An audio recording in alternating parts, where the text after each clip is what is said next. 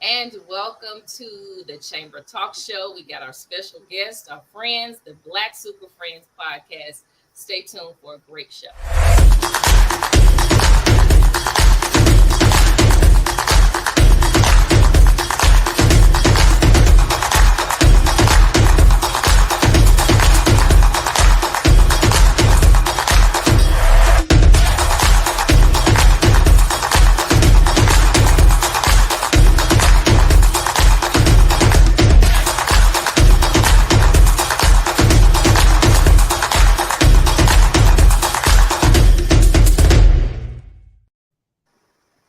Well, good Sunday afternoon to all of you. So happy to see you guys on this Memorial Day weekend. Of course, we're going to jump in. We have the Black Super Friends. We love sparring with you guys. We love you guys. But before we do, definitely we want to acknowledge what happened on last week in Uvalde, Texas. Definitely our prayers and condolences go out to those families. I'm an educator, so I felt all of that. It was very painful to see, to hear about the teachers, of course, shielding those kids, such heroic acts. So, again, prayers and condolences go out to Uvalde, Texas, and all that they're dealing with at this particular moment. Again, thank you guys for joining us. Kind of a short notice. You know, we always want to talk to you guys because we'd love to hear your controversial thoughts. The Horace Towns is going to join us a little bit later, but we're going to dive right in because I do want people to ask questions. We always have questions for you guys because you always shoot straight with us. So again, welcome alongside Dr. April Givens, who is a licensed therapist, a psychotherapist. So she can break it up, she can get it going, and so she brings that counseling piece and that therapy piece to us so magically, and we appreciate that. But we want to start by just basically throwing out the question. We talk about it all the time. How do women allow the man to lead? Okay, how do women allow the man to lead? I'm going to open it up, of course, to Dr. April because I know she sees um, these types of things on a regular basis when she's counseling couples in her office. And then we're going to, of course, allow you guys to jump in. And we're going to talk about how do you guys feel like you are the leader or how should you be leading? So we'll kick it off with Dr. April. Okay, well, first I would like to say the main thing for, couples is communication. So being able to effectively communicate with one another because no one can read the other person's mind. We see a lot of times in couples therapy, the woman is frustrated and upset and she's going off a mile a minute and yelling, and that's not effective for the man. And I tell them all the time, I say, you have to slow down. He's still trying to process the first thing you're saying, and you're still on number one, number two, number three, number four. You have to let him deal with one issue at a time. So being able to understand your partner and meet him where he is, but being patient and not being so much in a rush to get what you want, but also listening, relay your needs, but give him an opportunity also to be able to respond to those needs. Okay, so a lot of times I hear men saying that women nowadays, and I just heard a gentleman just told me, now the women have changed. You guys are more alpha females, and you guys are doing a lot of things for yourself. So you're not allowing us to lead. I want one of you gentlemen to talk about that because I'm sure as you're out, if you've been dating, of course, we know Super Mario is married, but if you've been dating, what type of women are you encountering out there? And have you actually come across that female that you just said, I'm going to back up because she won't allow me to be the man? Look, I honestly find this question insulting. I find the question disingenuous. Uh, at the end of the day, it's like this. This ain't a man's question. This is the black man's question. I got white friends. I got Hispanic friends. I don't have any Asian friends, but I have friends with Asian descent, and I never hear them having this conversation. This is a conversation that we have strictly for black men, and I don't know. I find it appalling that we have to ask for permission to lead y'all. Like that doesn't make sense to me. We got to stop even thinking like that. No, we don't have to ask women permission to do anything. Not I don't mean anything, but we don't have to ask women permission on this. Men should be driven by their purpose. Men should be driven by their ambition. If you're a religious man, you should be driven by faith. But you don't have to ask nobody permission to lead them. She has to be on your program. If she don't believe that you should lead, then she should not be with you. She shouldn't be taking up any of your resources. You have to. I don't understand why we the one that has to be ask permission. It's like that big mama syndrome, man. We don't have to ask permission. We do. We are men. If at the end of the day, I'm done. I'm just gonna leave it like that. I don't know why we got to ask anybody permission to do anything. All right. I look at it. Well, um, I think that's actually, Doctor, a question for the women. To be honest to you, when I read the question, I heard you say it again. I really think that's a question for women. They need to ask themselves, what does it take for a man to lead me? And the question that they really need to ask at the root of it is, can I be led? Right. Because you got to want to be led in order to be led.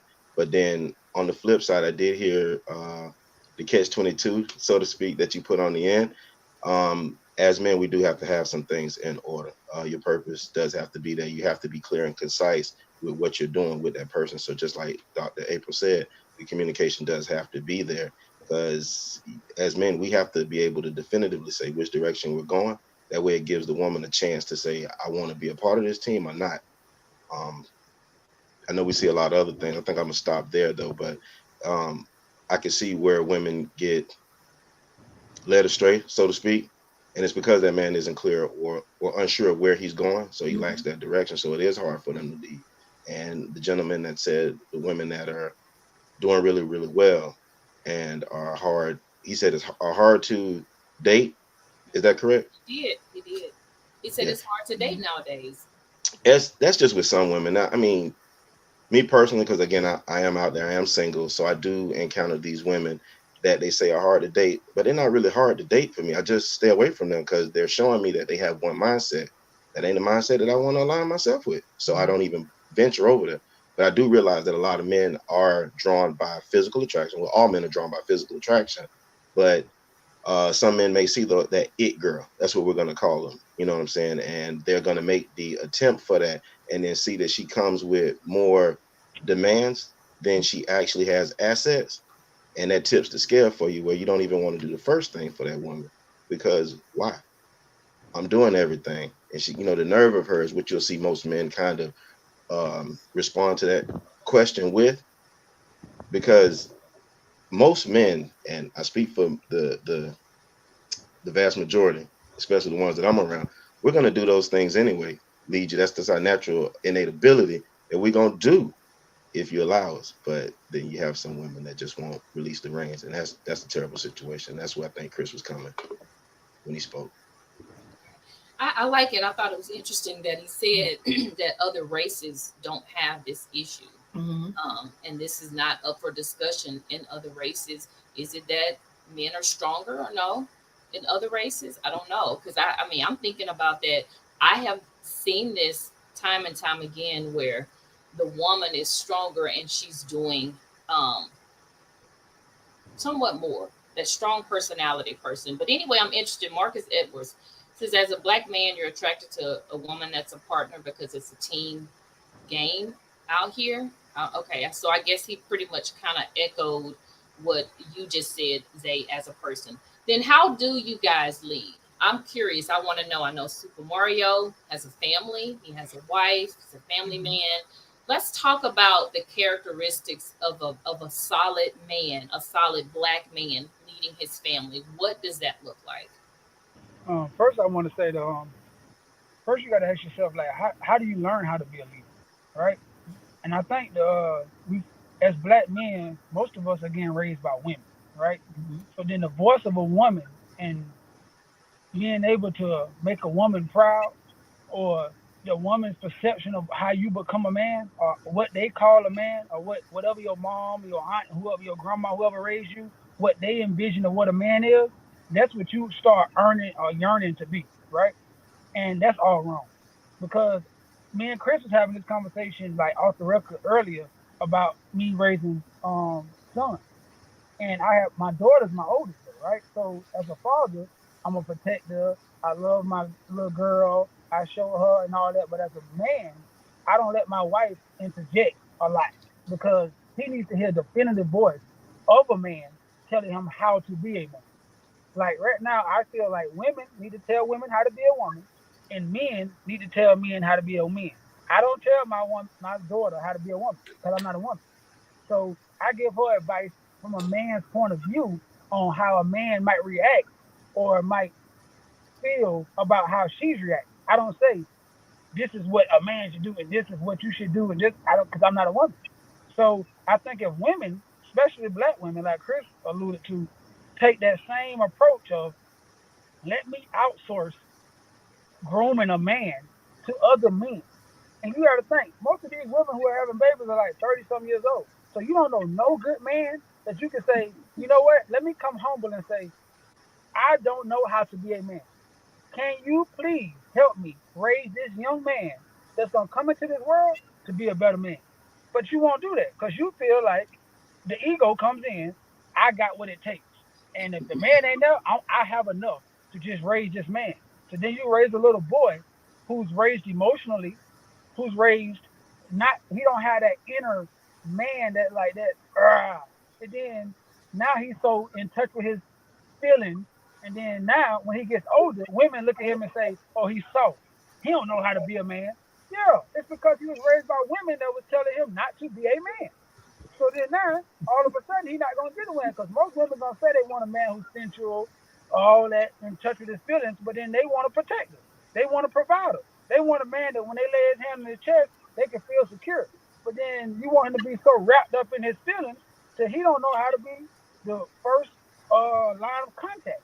Like I don't listen. I might not be the most emotional sound man in the world, but my wife knows when she around me, I got this. That house gonna be paid for. She's gonna be protected. I'm gonna love my kids. I love her and all, and I'm gonna express my wants.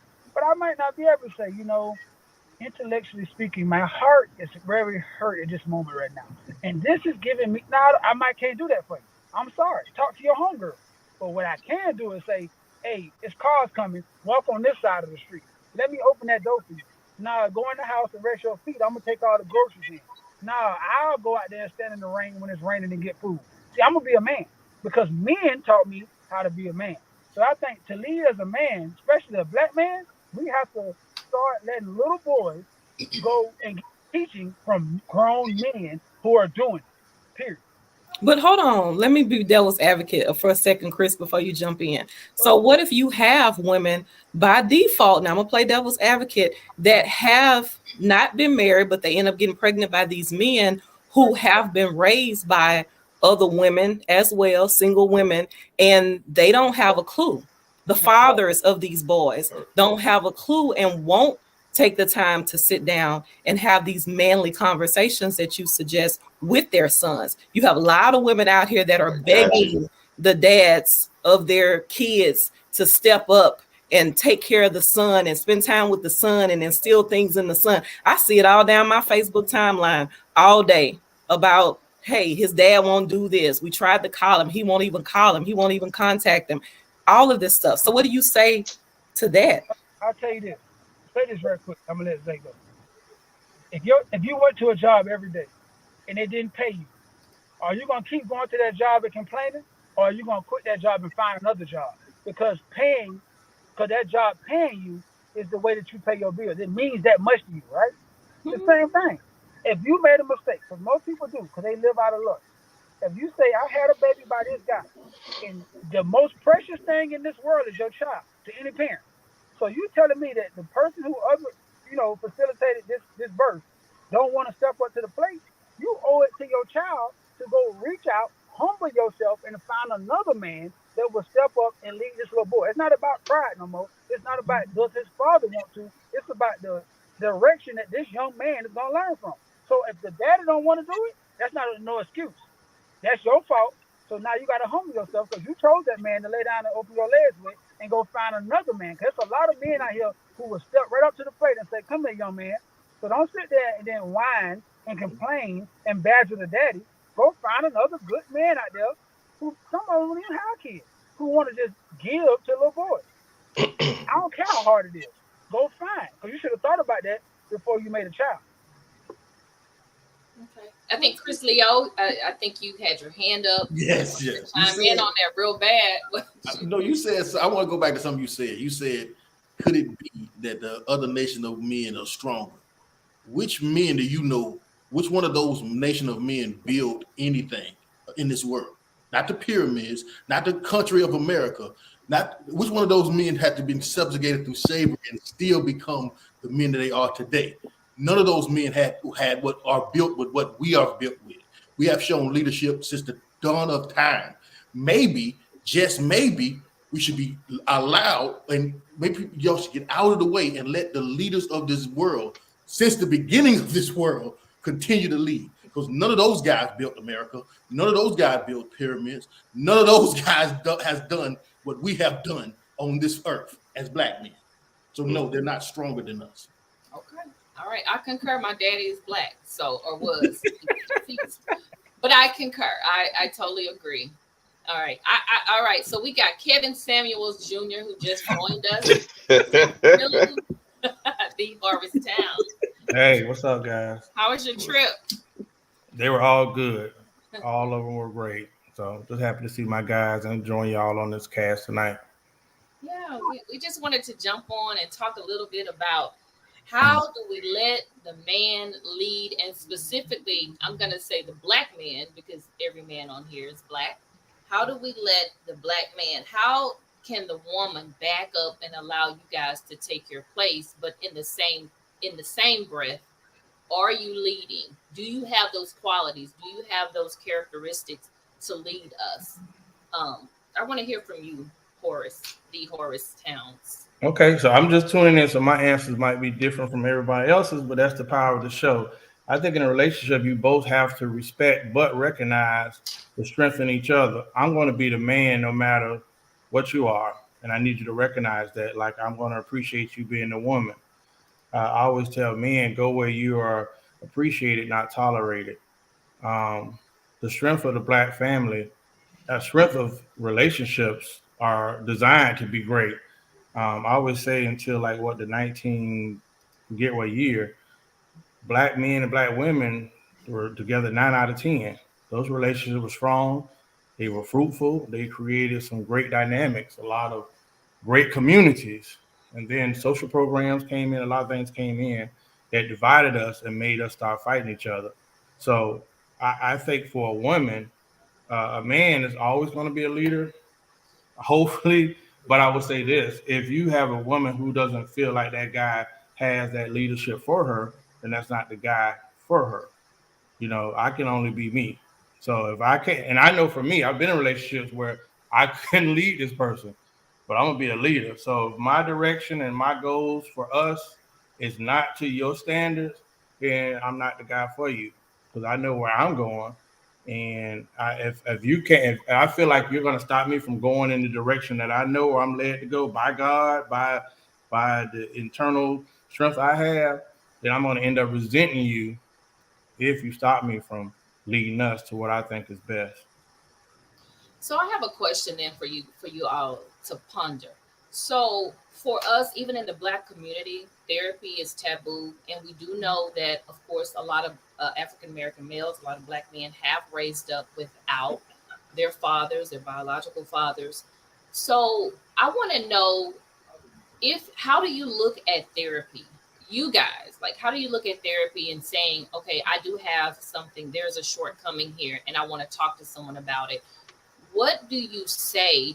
Is it something that you would actually agree to do, or do you think it's still taboo? Because Dr. April is here, and I know for some men it may be harder, a little harder for them to go into therapy, into counseling. We agree with it. I think would be the best answer. As you've seen, we've had you guys come on our platform and a host of other therapists, and we encourage it. I believe all of us has touched a chair at least once. So we wouldn't tell you something that we wouldn't do. But I think that that's something that does need to be talked about, but advocated for more amongst us as black men. There's nothing wrong with it. Like the guys or the coaches used to tell us when we were kids, pride ain't your friend. You know what I'm saying? If you don't have, you feel like you're missing something because you know it. You don't need anybody to tell you that you're off. You got that innate ability that tells you something is not right. Sit down and consult with someone, hopefully a licensed professional. Most people usually talk to friends, family members, and things like that, but they're not licensed professionals. They're good sounding boards. They're good people that can hear you out so that you can get it off your chest. But you do need to get some type of professional help so that you can just be your best self. And there's nothing wrong with it. It's like going to the gym, if you ask me. But that's just my personal opinion. Well, let me say this also, going to therapy one time or one session is also not going to cut it. We do Right. have more and more black people, black men as well, that are coming to therapy. But a lot of times you tell them, okay, well, we need to meet again next week. Oh, well, we need to do more. You can't just come to therapy one session and feel like you fixed or you healed. If therapy is a process, and we teach tools over time that you need to implement outside of therapy. So continuing to come at least for 6 sessions or so, not one, and feel like you got what you need. No, you have to continue to do it. So just like I said with the gym, which you are absolutely correct. I don't know how your sessions go. Maybe that'd be something that you could say in the beginning, like, hey, listen, this is always just the first step.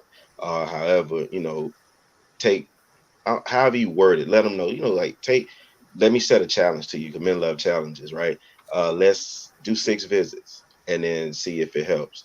That may encourage that where they'll come for that second visit. Because like I said in the beginning, this is just like the gym. You can't go to the gym one time and come out with a god body, so it's the Mhm. same thing. Get in, get it. Repetition brings perfection, I believe.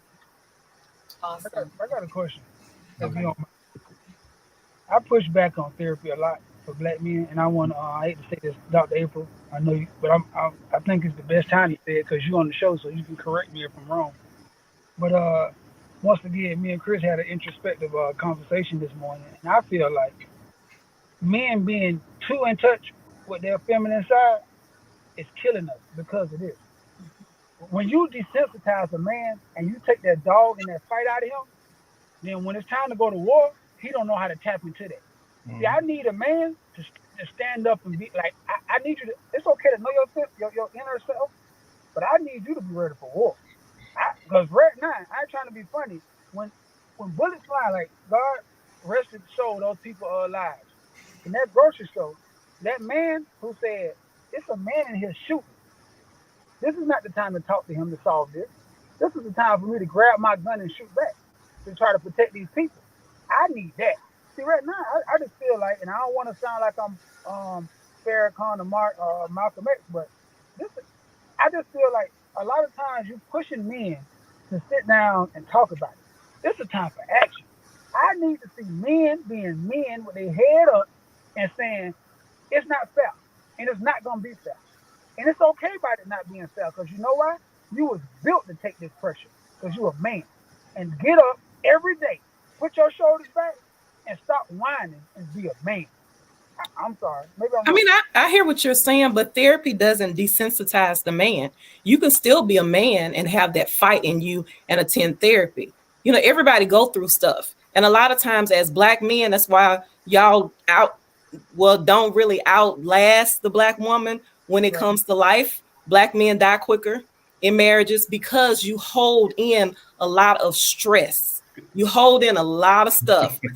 So a lot of times it's good to go to that therapist just so you can learn how to release the stress. Nobody is desensitizing you and telling you you can't take action. By all means, take appropriate action, but you still need someone to be able to teach you and help you learn coping skills to deal with things when stuff get real tough. So you won't be walking around and blowing your brains out because it's too much for you. I love that. And in the school system, definitely we need therapy for a lot of our students because they have actually encountered a lot of trauma and they have no one to express it to. And they've been told as little boys, do not cry. Suck it up. Mm-hmm. You're gonna be you're a man. Suck it up. You cannot cry, and that is an issue. And that's where that taboo comes in. Of no, I can't talk to anybody, and I can't cry about it. That's an issue. Go ahead, Horace. Yeah, it might.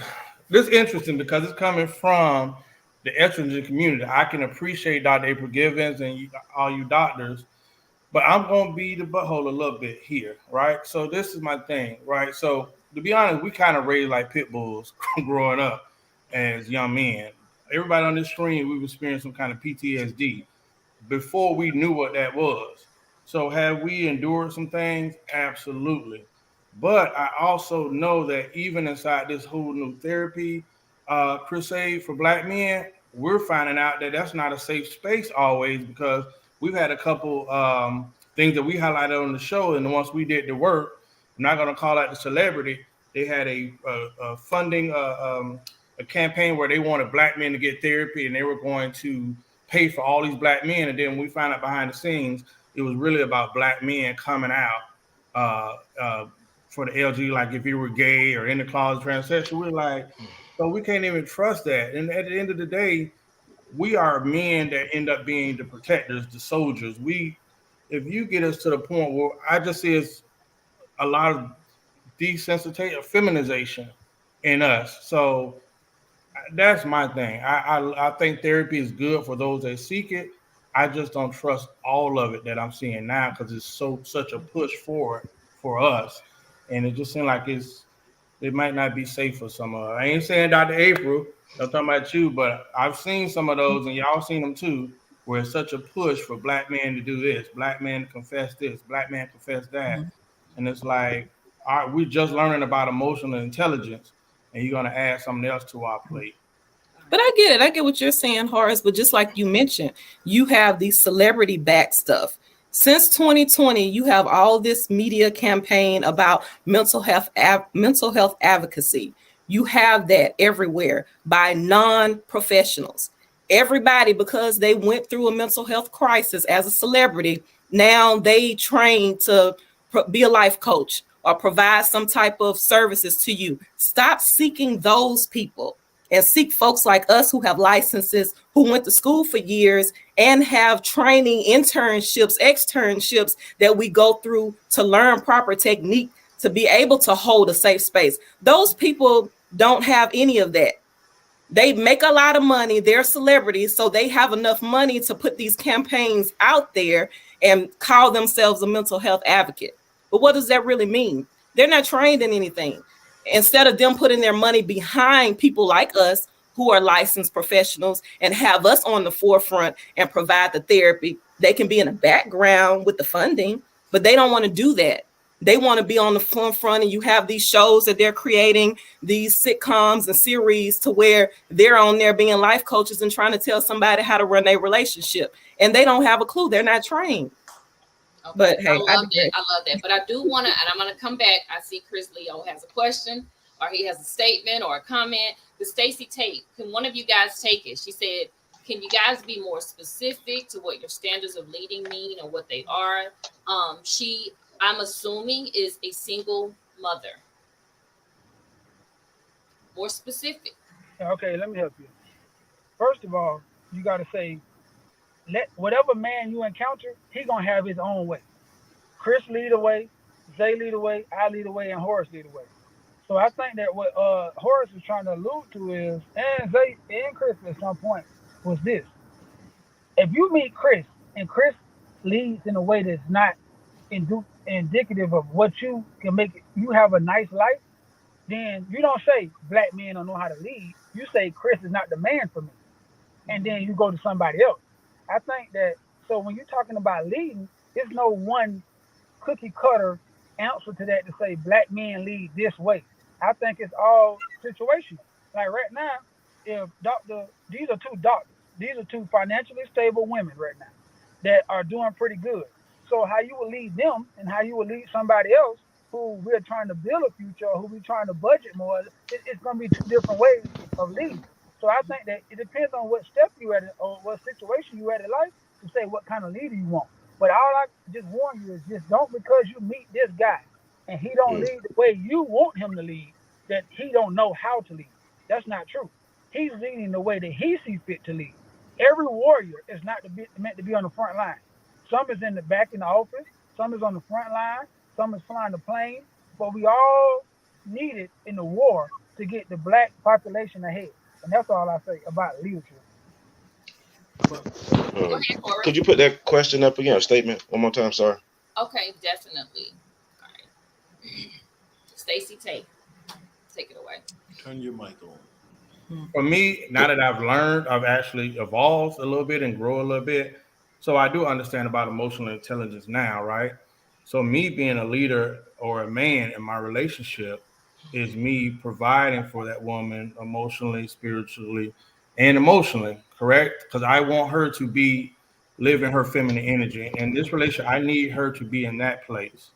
That's what leading is for me. If that person, if I give that environment and that person cannot be in that element that I'm providing, then it's not going to work for me. So that's what I'm saying as far as leading, because most women say they want to be in that feminine energy. They want to be in that role where they feel protected, they feel safe, they feel taken care of. That's what leading is for me at this point in life.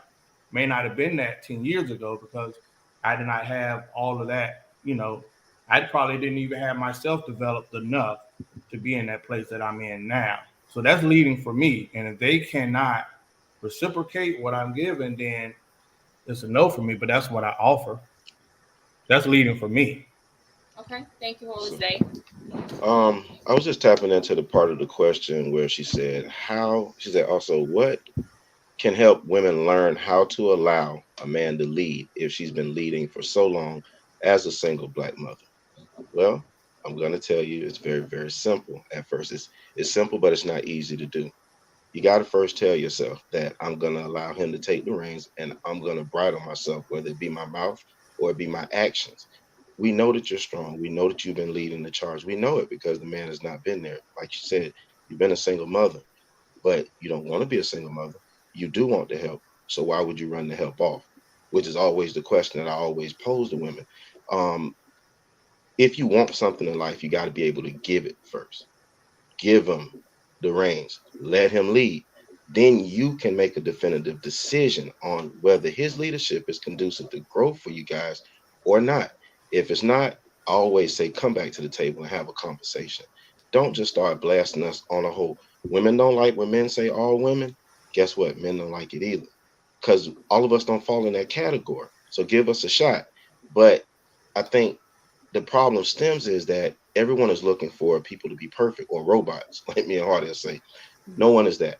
Everybody that you encounter is going to have some type of shortcoming, and you got to understand if you're going to be a team player, to say, "Hey, listen, I'm not trying to harp on you, but this is what I see. You constantly make a mistake here. It's not what you say; it's how you say things. Is what I've been learning when it comes to that. So I'll share that with you. You can get across the same uh, information to that person probably more effectively if you choose your tone and your words better, right? That way, that person doesn't feel like you're coming down on them. They feel like you're helping. Guess what they do? They change. But when you talk at a person, they double down. So if you want to ask me, how do you help? Help yourself by saying, you know what? I'm going to be a team player. I don't want to have the lead position anymore. I've done it and I'm tired. That's what I hear from most women. They're tired. Men's shoulders are bigger. Let that pressure go on him. Whatever pressure can't go on his shoulders, he can give it to the big dog. Because God's shoulders bigger than all of us. And that's another part to the equation. I know Mario will tell you guys about that more. Where he say if y'all pray together, y'all stay together because y'all prayer will be in line. So therefore, all of the work and effort that the goals that you guys have will be in line too. So that's also an important part too. We can't leave that out. But I know everyone's not uh, that type of that Christian or spiritually based. So I understand whoever it is that you look to, use that as your guiding post on how do I, exit authority, leadership, however you want to word it. But that's what I would say, and that's my opinion. Okay, I love it. All right, let's go to Chris because I know he had a comment earlier, and then Well, we'll come to this question. I just want to continue this whole leadership thing. Like, if we don't know how to lead, who does? Every construct of leadership it was created by men. So if men don't know how to lead, That's not who true. the hell does? I, what I'm saying, how can I put this? if you study leaders, if you want to be a leader, you study leader, and you talk to leaders, one thing is consistent. You can be strategically the best, statistically the best.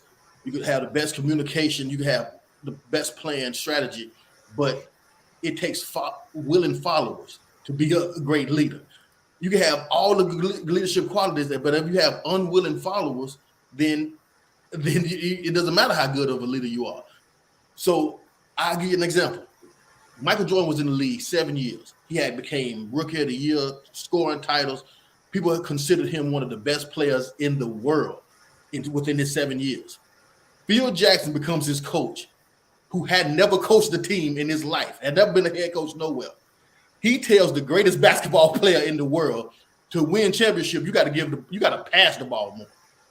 He's not. How does he know more about basketball? How does he gonna tell the greatest player in the world? Michael Jordan could have easily been like, man, you ain't never won no championship. What you know? You just your first job. It took the greatest player in the world buying into the fact of, if I kick the ball out of John Paxson, he can make a shot and we win championships. So it takes willing participants for any leader to be a better leader. And even if he's not a good leader, that doesn't matter. You learn from mistakes. The point is, we need people to buy. We need the followers to buy in to the whole program. You have to buy into the fact that he is the leader. If you don't buy into it, then it will never work for you. Stop questioning the leadership. Question the fact of, you don't come to your job and say, well, you don't supervise well. You don't go to the teacher and say, well, you ain't professoring well. You just buy into the fact that they know what they're doing and not shut up and follow the instructions. That's all I'm saying. I know you're finna move on, Dr. Manning, but I just want to say this. How about this? When I said, you know what, fellas, I talked to these fellas, I say, hey, I think I'm finna marry. I think I found my partner, my person in the world, right? Guess what I did? I asked a bunch of men that was married, how do you be a good husband? So how about women go to strong women that were strong baby mamas or mothers of children for a long time and got married, and ask them how they did. See, I'm on the thing of, how don't men teach men and women teach women?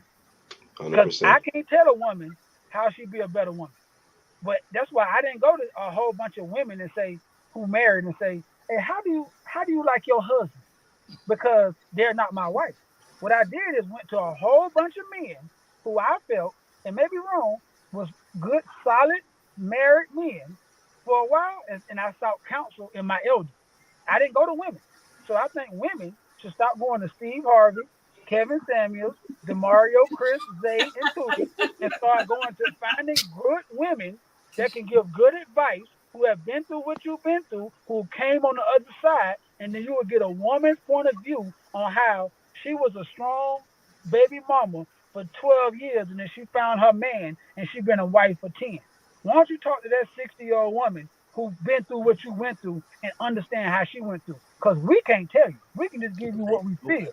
So you need to talk to women, and men need to talk to men. That's great advice. Great advice, Super Mario. Again, I enjoy, of course, sparring with you guys. I love for you guys to come on. I want you guys to go and enjoy, of course, the rest of your Memorial Day weekend. I know Super Mario is out in Macon. He's been hunting, and now he's grilling. And the rest of you guys are going to relax today. Always a pleasure to hook up with you guys. Can't wait until we go on the road. Say, let us know what's up with that. I know we're supposed to take working the on it show and the Black Super Friends on the road. We'll be ready to go. We got some stuff coming up. We'll be hosting, and we got a lot going on. I know you guys have a lot going on traveling. Again, always a pleasure to talk to you guys. Next time we come back, we want to hear, how long does it take for a man to actually decide that the woman, that he wants to marry this woman? We know Mario, Hey, so we want to know. Y'all getting it started, ain't y'all? These are questions. It don't take that long. Yeah. Says a woman. One man, he did research. He said if a man knows in 6 months whether or not he wants to marry a woman, and a guy sent this to my inbox. We talked about it back and forth a little bit. He wanted us to do a show. I didn't know if we could do a whole show on that. No. A man knows immediately the first day. It takes 6 months to talk him out of it. 2 weeks. Oh, well, maybe we can do a whole show on that. So, Yeah. so the woman talks him out of it. Yeah, I you know think the first it's date. funny, It's up to you how long you gonna talk about it. Oh, okay, Dr. A. I think we may need a whole show on this because we may I have agree. a lot. we may have a lot of people calling in. Thank you, Stacy Tate. She said positive feedback. Keita Manning, Marcus. Thank you guys for chiming in and asking questions. Again, we appreciate you guys. Hey, Stacey. Let us know. We want to jump on y'all's platform. Whenever y'all will have us. It's our first time here. Tune in tomorrow. Tune in tomorrow night. It's gonna be a humdinger. Oh, man. what's tomorrow's show? Go ahead, preface I it. missed It's called week. Horace's Retribution.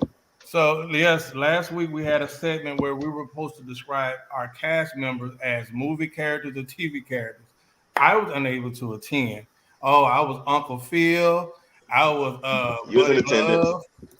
Dave from the Cyclops. Yeah, okay. I tomorrow cannot. It would be a humdinger.